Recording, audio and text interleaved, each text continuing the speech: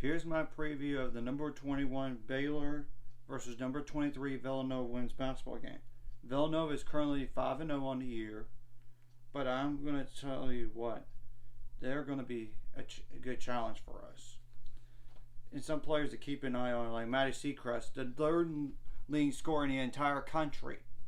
Number 20, 6'1" forward, that's a senior, 29 points per game, 10 for 19 on threes, 29 for 36 on free throws, 11.2 rebounds per game, 2.2 turnovers per game, 1.8 steals per game, 2.8 fouls per game.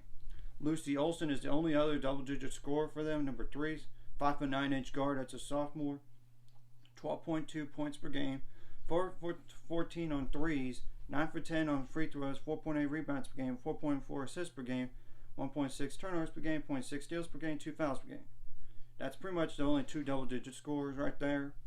But Christina Dawes, number 10, is 6'2" forward. That's a sophomore, 8.2 points per game, 0 for 1 on threes, 9 for 20 on free throws, 9.4 rebounds per game, 1.6 turnovers per game, 0.8 steals per game, 1.8 blocks per game, and 3 fouls per game.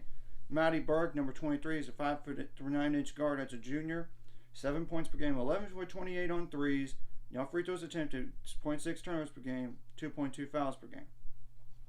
Bella Runyan, number 32, 5'11" guard. That's a junior, 4.6 points per game, 3 for 9 on threes, 4 for 6 on free throws, 2.8 rebounds per game, 0.8 steals per game, 0.6 blocks per game, 2 fouls per game. Brooke Mullen, number 15, 5'11" guard. That's a senior, 3.8 points per game, 2 for 18 on threes, 3 for 4 on free throws, 4.2 rebounds per game, 4.4 assists per game, 1.8 turnovers per game, 1.6 steals per game, 1 block per game, and 0.8 fouls per game. I know she hasn't played that much, but Zanaya Jones, number 1, 5'6" guard. That's a sophomore, 3 points per game, 2 for 2 on free throws.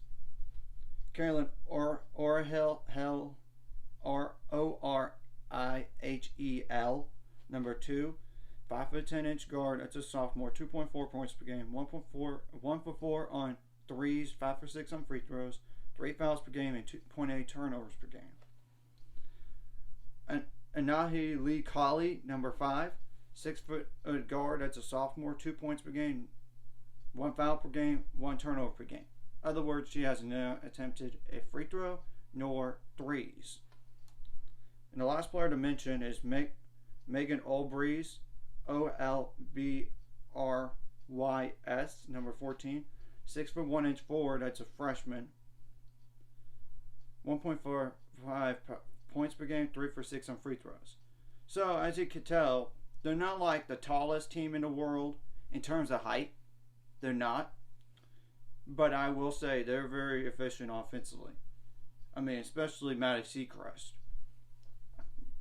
Defensively, you got to do a better job on getting more, limiting those offensive rebounds than the previous game.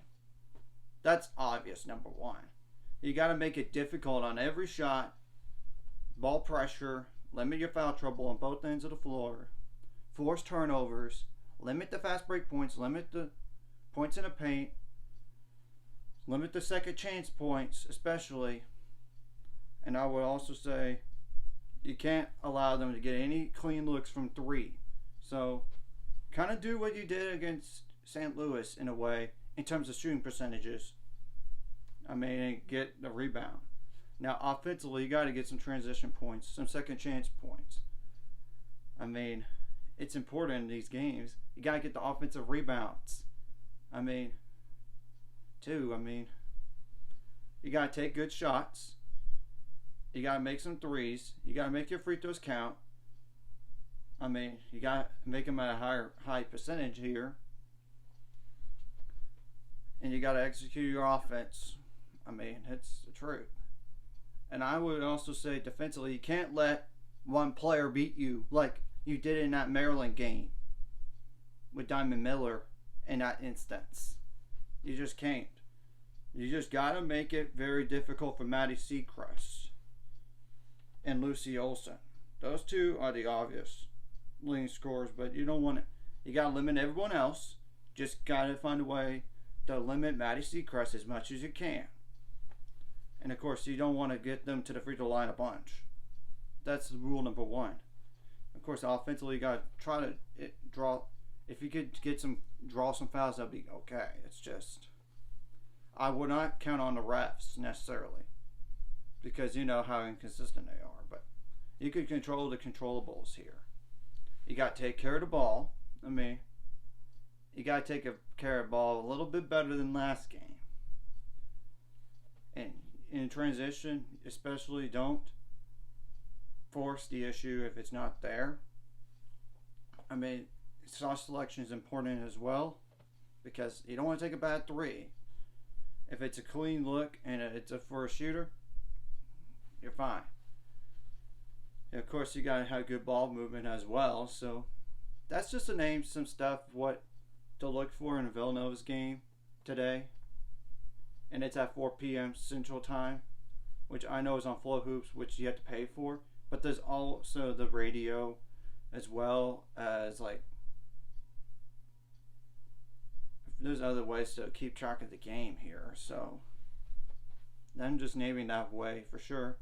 Anyways, if you like this content, hit like and subscribe, and I'll see you guys later. It's going to be 400 subscribers or more by the end of this year or sometime in the future. And I'll put these stats in the description below so y'all can see it right before the game or even during the game.